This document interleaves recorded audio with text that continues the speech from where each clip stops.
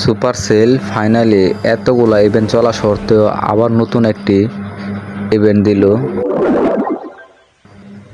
আর এই ইভেন্টটি হলো match race and fridge spell, সাথে কিন্তু ডার্ক এলিক্সার ডিসকাউন্ট, আবার 1 জেমস গবলিন ল্যাবরেটরি রিচার্জ, এতগুলা ইভেন্ট চলতেছে। তারপর আবার নতুন আরেকটি ইভেন্ট দিল। আপনারা এই সুযোগে এই ইভেন্টের মেয়াদ আছে একদিন, প্রায় 2 দিনের মতন। দেখবেন যে আমি কোন কোন টুপস নিয়েছি, যেমন সহজে ড্রাগন নিয়েছি আর 3টা ম্যানকে ডবল করার 3টা স্পিল নিয়েছি।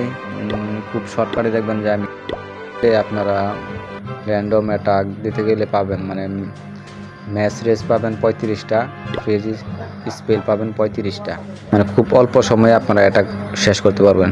মাত্র 1 মিনিটে আপনার ফুল অ্যাটাক কমপ্লিট করতে পারবেন। আবার এই ধরনের ইভেন্ট চলাকালীন কিন্তু লুটও কিন্তু পাওয়া যায় প্রচুর। ঠিক আছে, 3-4টা টাউন চার্জ দিলে আপনি একটা ভালো লুটের টাউন পড়ে যাবে। এর একটি টিপস আমি দিই কীভাবে আপনারা খুব তাড়াতাড়ি অল্প সময়ে অ্যাটাক দিয়ে আবার হোমে ফিরে আসতে পারবেন। আপনারা দেখবেন যে আমি কোন কোন টুপস নিয়েছি, যেমন সহজে ড্রাগন নিয়েছি আর 3টা ম্যানকে ডবল করার 3টা স্পিল নিয়েছি। খুব শর্টকাটে দেখবেন যে আমি কীভাবে অ্যাটাকটি শেষ করে আসি। সারি আকারে আপনি ম্যাচ স্পিলগুলা ও ফ্রিজ স্পিলগুলা সারবেন, সাথে সারবেন, সাথে ম্যান ডবল করার যে 3টা স্পিল আমরা এক্সট্রা এনেছি এইগুলো দিয়ে, আর ড্রাগনগুলোকে আরও 2টা করে 6টা বাড়িয়ে দিবেন।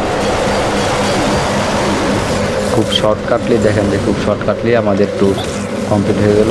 আমি কিন্তু মাত্র 3টা বাড়ি চার্জ দিয়েছি, আমার লুট কিন্তু এসে গেছে 16 লাখ 19 লাখ খুব অল্প সময়ে।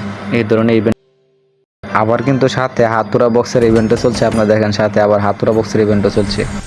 এই ধরনের ইভেন্ট চলাকালীন কিন্তু খুব পাওয়ার বাড়িতে কিন্তু লুট কিন্তু ভর্তি থাকে, যার কারণে লুট সহজে পাওয়া যায়। তো যাই হোক, আজকে এই পর্যন্তই থাক।